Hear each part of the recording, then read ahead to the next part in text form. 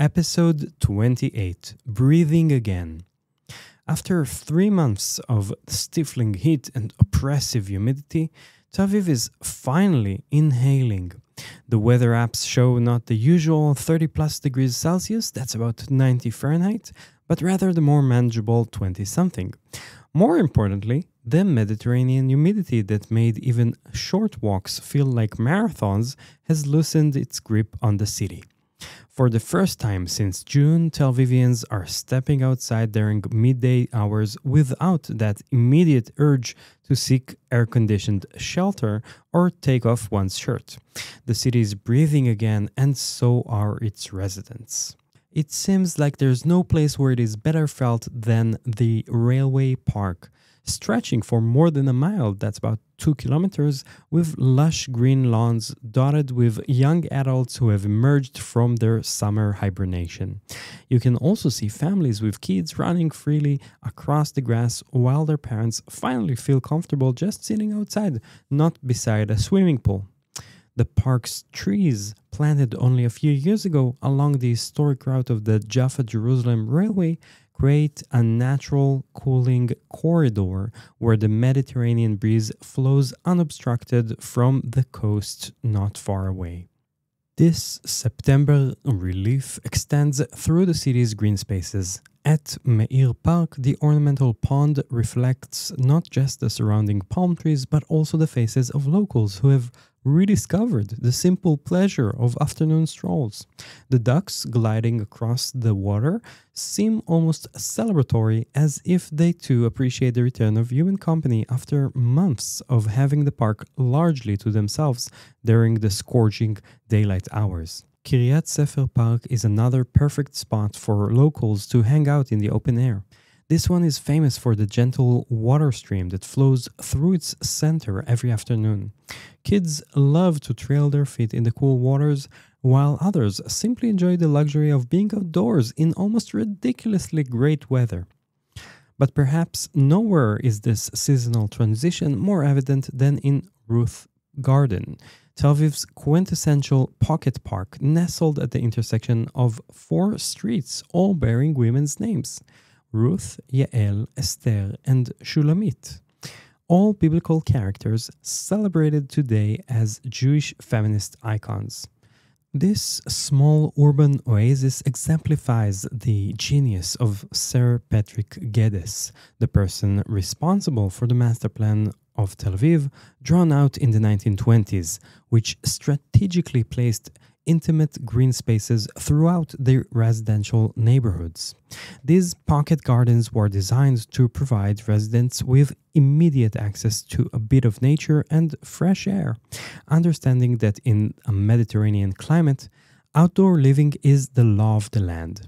Giant ficus trees with leafy canopies hover over Ruth Garden, which represents exactly what Geddes envisioned: a breathing space where neighbors could gather, children could play safely, and urban dwellers could maintain their connection to the natural world. As September's gentler temperatures arrive, these pocket gardens come alive again as communities reclaim their outdoor gathering spaces. I was thinking about this seasonal renewal as I walked through the railway park, watching joggers emerge for their first comfortable midday run in months. This city's relationship with its outdoor spaces is so fundamentally tied to weather that September doesn't just mark the end of summer, it marks the return of Tel Aviv's outdoor soul, when the carefully planned green infrastructure of the Geddes plan fulfills its intended purpose of making urban life simply pleasant. My name is Tomer Shlush, and I've been guiding tours in Tel Aviv since 2008. I started out of fascination with my family history. The Shlush family was one of the founding families of Tel Aviv. My ancestors built this city, and I'm telling its story. The best way to get to know Tel Aviv better is by purchasing one of my audio tours. Here's one way to do just that. Cuckoo Hotel stands out as Tel Aviv's most refreshingly quirky boutique property, literally a stone's throw away from the iconic Dizengoff Square. This self-described free-spirited artist of Tel Aviv hotels offers 33 rooms designed with a playful twist to offer a breath of fresh air in the beating heart of Tel Aviv. Located in the vibrant city center right on Dizengoff Street, Kuku puts you steps away from the restaurants and bars that the city has become famous for. After enjoying Kuku's full Israeli breakfast at their self-operated coffee place spilling onto the sidewalk, you'd be ideally positioned to begin my White City audio tour. Just a short stroll brings you to Dizengoff Square, the beating heart of Tel Aviv's UNESCO World Heritage Site, and the starting point for this architectural journey. This self-guided exploration takes you through the world's largest collection of Bauhaus buildings, over 4,000 structures that earned Tel Aviv its designation as a World Heritage Site in 2003. My audio tour reveals the fascinating story behind these pristine buildings, how German Jewish architects fleeing Nazi persecution in the 1930s transformed Tel Aviv into a modernist masterpiece. You'll discover the distinctive features that make the international style architecture so special. Curved balconies catching Mediterranean breezes, and ribbon windows adapted perfectly to the local climate, to name a few examples. The route winds through the area surrounding Dizengoff Square, passing not far away from Ruth Garden.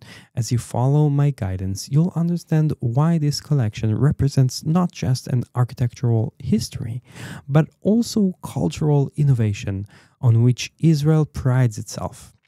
You can make sure you've downloaded my White City audio tour before you head out, or you can download it on the go if you're set with a data package allowing for uninterrupted internet access.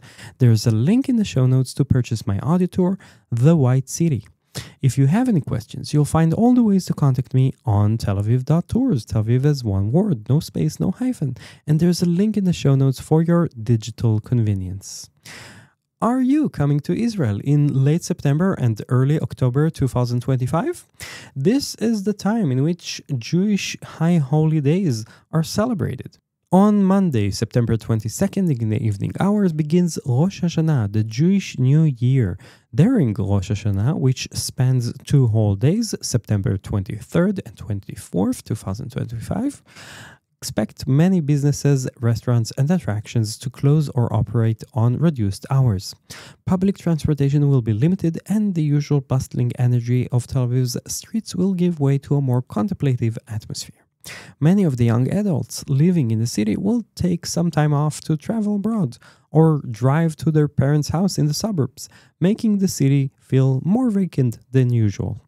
On Rosh Hashanah, families gather for elaborate meals featuring symbolic foods like apples dipped in honey and pomegranates, all representing hopes for a sweet and complete new year.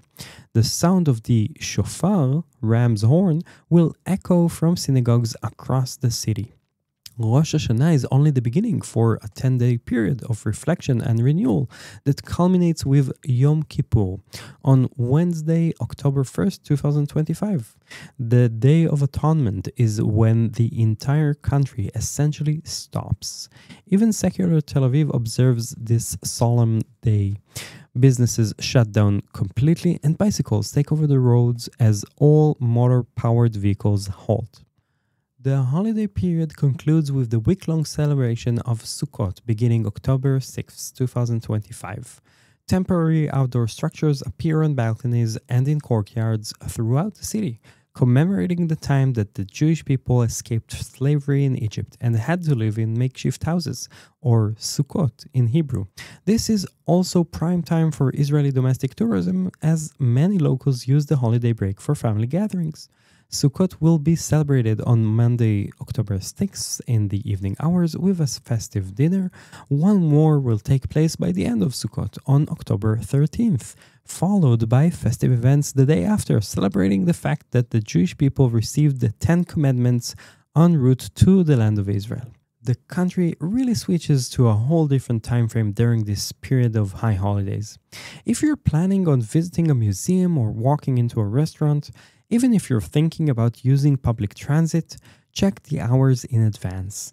Also, if you're planning an itinerary for your vacation, feel free to send it my way.